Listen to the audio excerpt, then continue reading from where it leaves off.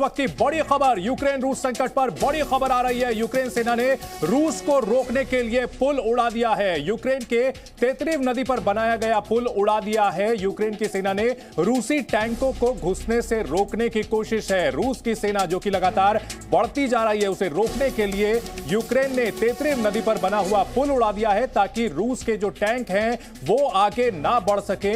रूस की सेनाएं लगातार ही आसमान, जमीन और समंदर के रास्ते अंदर घुसने की कोशिशों में लगी हुई हैं और यूक्रेन की सेना ने रूस को रोकने के लिए तेत्रिव नदी पर जो पुल बना हुआ था उसे उड़ा दिया है ताकि रूस की सेना की रफ्तार थम सके। लेकिन इस बीच बड़ी खबर यह है कि रूस की सेना लगातार अपना आक्रमण तेज करती चली जा रही है। यूक्रेन बेबस नजर आ रहा है, लगातार नेटो देशों से मदद की गुहार लगा रहा है और इस बीच अपनी पूरी ताकत लगा करके रूस को रोकने की कोशिश करता हुआ। लेकिन यहां पर बड़ी खबर इस वक्त की, तेत्रिव नदी पर बने हुए पुल को उड़ा दिया है यूक्रेन की सेना ने। पुतिन का युद्ध मोड ऑन है। पुतिन की सेना लगातार तीन ओर से घुसी चली आ रही है यूक्रेन में और निशाना कीव है। कीव पर कब्जा करके जेलेंस्की को कहीं ना कहीं अपदस्थ करने की कोशिश है। जेलेंस्की जो कि नेटो में शामिल होने की कवायद कर रहे थे और इसी वजह से यह तकरार बढ़ती चली जा रही थी। और वहीं नेटो देशों की बात करें तो उन्होंने यूक्रेन को भरोसा तो दिया है लेकिन यहां भरोसे पर जमीन पर उतरते हुए नहीं दिख रहे हैं। रूस पर सैंक्शंस लगाए जा रहे हैं लेकिन जमीन पर देखें तो रूस का आक्रमण तेज होता जा रहा है। दूसरा दिन है हमले का और हमला लगातार बढ़ता हुआ। उसे रोकने के लिए यूक्रेन की सेना तमाम जो परंपरागत तरीके हैं वो अपना रही है लेकिन कामयाब कितनी हो पाएगी इसका असर देखने को कुछ दिनों बाद ही मिलेगा। जेलेंस्की ने कहा है कि वो 96 घंटे तक ही रोक पाएंगे रूस को, उसके बाद कीव विल फॉल, यानी कि कीव जो है वो ढह जाएगा। इस बीच रूस की सेना को रोकने के लिए, रूस के विशालकाय मारक टैंकों को रोकने के लिए तेत्रिव नदी पर जो पुल बना हुआ था उसे उड़ा दिया है यूक्रेन ने।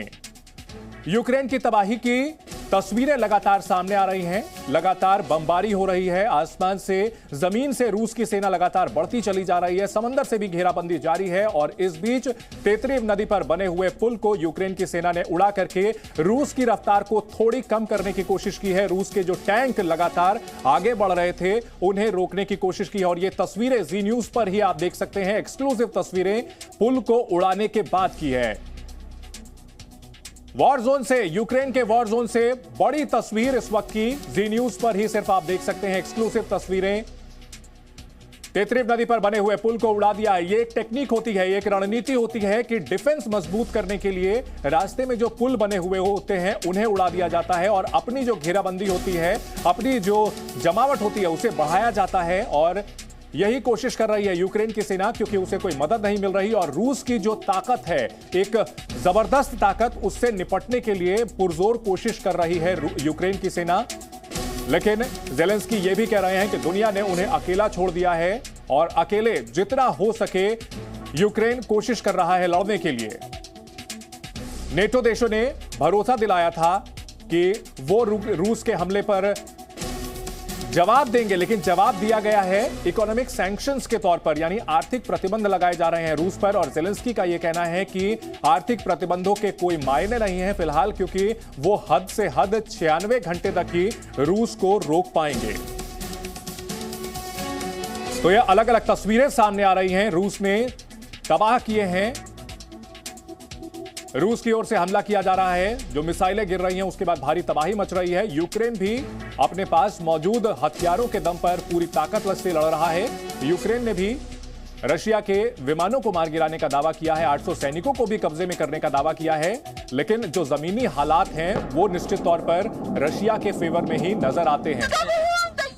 यूक्रेन पर रूस से हमले के दौरान दोनों देश अपने अपने दावे कर रहे हैं। हम आपको उन दावों की हकीकत दिखा रहे हैं, उन तस्वीरें दिखा रहे हैं दोनों देशों की ओर से।